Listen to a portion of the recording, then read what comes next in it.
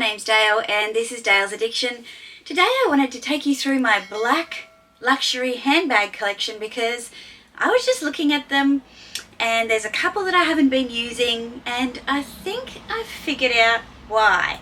Now granted, we're in spring, approaching summer here in Australia, but I've had all of winter to use some of these bags, and I was actually talking to some people about it at my event, and it's led me to think about maybe a couple of them might need to go. I've got more than I thought I had. In fact, I have 10 bags that I would classify as black, which is very interesting for somebody who thrives on colour. So today I want to take you through my black bag collection, what I'm thinking about it, and ask you for some feedback about whether or not you think I need to change some things up, whether some things need to go, and what suggestions you might have for me to be able to add to my collection. So here goes. I thought it would be fun to start in the order in which I acquired them. This bag here, this was my very first Chanel handbag. I bought this in New York. On this channel, this bag is affectionately known as the Franken bag because of the amazing stitching, the large and small quilts, the tweed and the lambskin together. I used this bag, I used it with reckless abandon. In fact, luxury handbag lovers everywhere would cringe at what I did to this bag. I wore it in the rain. I've got a couple of loose threads. I shoved an umbrella inside of it, a water bottle. I wore it crossbody with all of this beautiful, delicate tweed. I loved it. I still love it. It has gunmetal grey hardware. In fact, I helped Meredith find one of these. And I think I've helped someone else find one as well. And I cannot quite remember who, but anyway, this bag will forever stay because it has that grungy edginess that I so love, and that's what drew me to it originally. It was because this is a Chanel bag without being a Chanel bag, and I believe it's from fall winter of 2011, I believe, because I bought it sometime later in May of 2012. This one I like to style in my usual done but undone way. It's something a little unexpected, and I'll pop up some outfit shots here to show you how I style it, but this one is safe, and she kind of started my black handbag collection. So the next bag I added to my collection was the Chanel wallet on chain. Now, I didn't just get any wallet on chain, of course. There had to be some kind of twist to it. So I got the golden class, and it has this lock where you flick it up and there's a hole in the top of the flap, and it has this three-dimensional lock mechanism in it which makes it a little bit extra special. It has a super fine caviar, and this is my most used luxury bag. I pick this up anytime I think that I might not need a bag. I go, yes you do, Dale, you love luxury handbags, and I'll pick this one up and I'll just take it because it is literally a wallet on chain. It's been really well used. I think I bought this in like 2014, maybe 2015, and yeah, it's like lost, it's got a lot of scratches, it's lost a lot of the gold plating on, well, it's not really gold, let's face it, but it's lost a lot of the gold on the lock. It's not something I would ever sell. Maybe she might go to a spa one day, but yeah, I just love the fact that I can use this and love it and not be precious about it. So this one is definitely not under question about whether or not it's staying. There's a little bit of a theme with these first bags.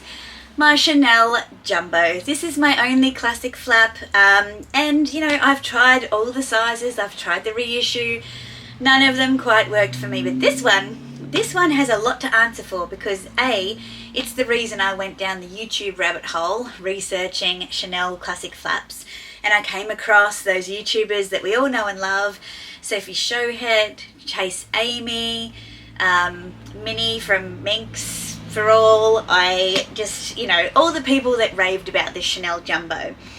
I did not want lambskin, I did not want gold hardware. I wanted an edgy kind of Chanel bag, something I could wear for work, but something I could wear with jeans and Doc Martens.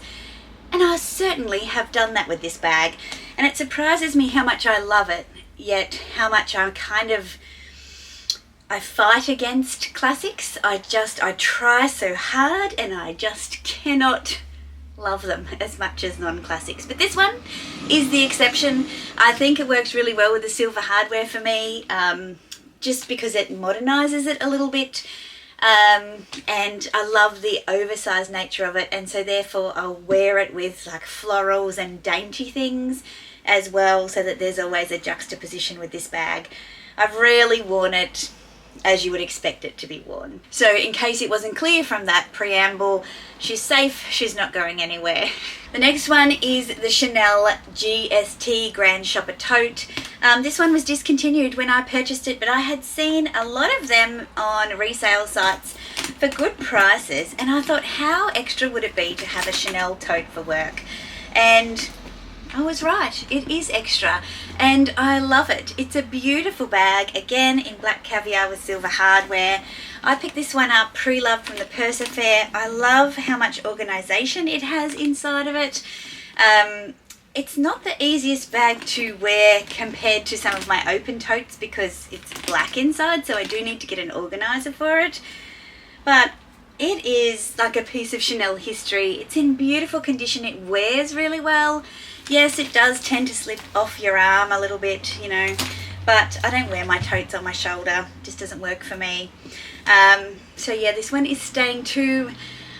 To be honest, I've been thinking a little bit about whether or not it should stay. At the moment it is because I'm in two minds and I haven't been doing a lot of work, but yeah, I'm thinking about this one. So many Chanel bags, and all my Chanel bags seem to be black. The rectangular mini, these little babies, still really hard to get hold of, was hard to get hold of when I got it. Mine is in the black lamb with silver hardware, you guessed it. I picked this one up brand new from the boutique in 2018. I'm actually surprised the closer that I look at it, it does have some wear on the back pocket there from where I've worn it crossbody. If you have a little bit more curve or a little bit more height, you're going to love this bag. This and the Chanel Wok are the bags that make us curvy girls love Chanel again, because a lot of their bags are they just look really awkward on us. And at least I find them super uncomfortable to wear and, yeah, not very flattering to my figure or outfits. I haven't worn this bag for quite some time. I went through a real love affair with it. I feel like it's one of those bags that I would regret selling because of the fact they're so hard to get and, you know, such a classic little piece. And I love the mini because it's just a bit more playful than the other flaps. But yeah, I don't know. It's one of those bags that haunts me that I kind of keep, and I don't know why. Well, I know why. It's because I worry about what will happen if I sell it and whether or not I'd get another one and would I regret it. Can you shed some light? What do you think? Now, weirdly, this is probably one of the most classic looking bags that I have in black, and it's my Fendi Mini Peekaboo.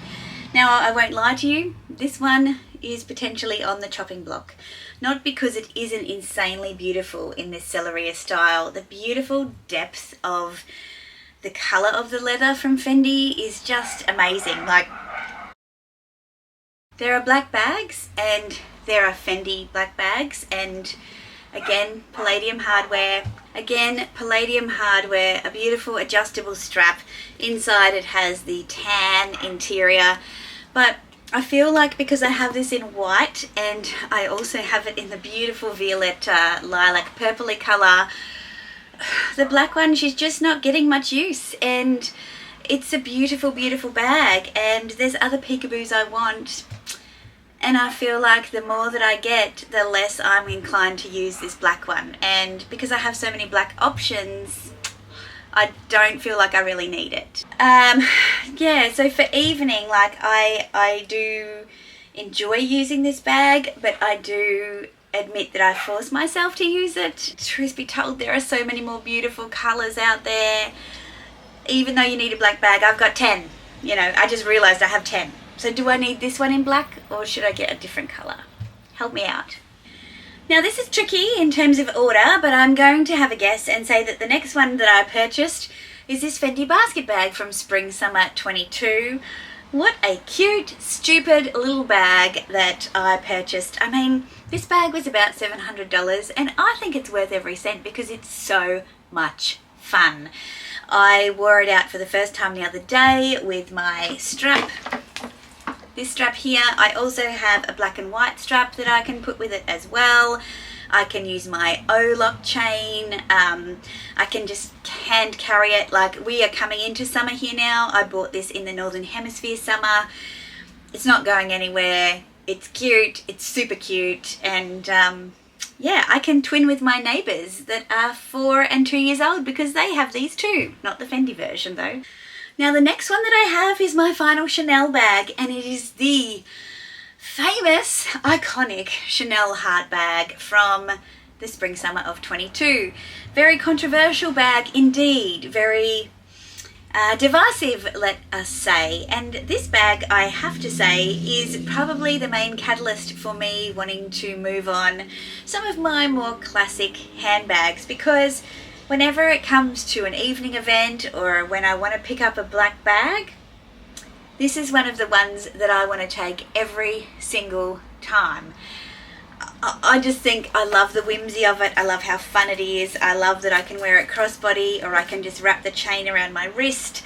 I love that it brings an edginess to girly outfits because it's black. But I also love that it brings a playfulness to some really serious grungy outfits as well because it's a heart shape. I bought this one through Rod at the Luxe Theory. Thank you, Rod. And, you know, truth be told, you do kind of feel a little bit sick when you buy things on the resale market because all the VIPs were given this bag as an option to buy. They bought it, then they sold it and they made money on it. You know, I suppose if you can, you might do that. We have ethical dilemmas with these kind of things, but business is business and money is money. And that's how I was lucky enough to pick up this bag. I have to say that I have zero regrets, particularly because it was such an investment. I would pay the money I paid for this over a classic flap any day because of how it makes me feel and the versatility I get with this in my wardrobe anyway, and for the way that I dress. And the other bag that I tend to pick up for evenings out is this one. This is the Caliber 21 by Faure. I picked this one up when I went down to Melbourne in April, so I have got the order out of whack a little bit. Was it April? Oh, I cannot remember. It's a blur this year. Anyway, I think I've mucked up the order. But this is the Caliber 21 and I've added the Sir Arthur tassel, which we all have a little laugh about. It's in the black leather with the grey scale canvas print. It's got the little Caliber 21, which is a nod to Faure beginnings as a gunsmithing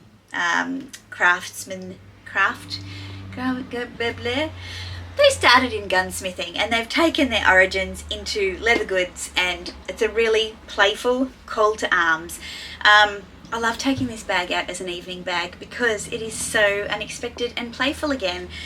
And this and the Chanel heart bag are the bags that I take out as my evening bags, not classic bags like the Chanel Mini or the Fendi Peekaboo. And the final bag that some of you might debate whether or not it's luxury is this bag by Capaf that I was gifted through Murta. Now, whilst you might not call it a luxury bag, it sits amongst my luxury bag collection, and I chose this bag particularly because it was black. In fact, my husband said to me, why would you get the white one? Why wouldn't you get the black? It's so unexpected to have black and rattan.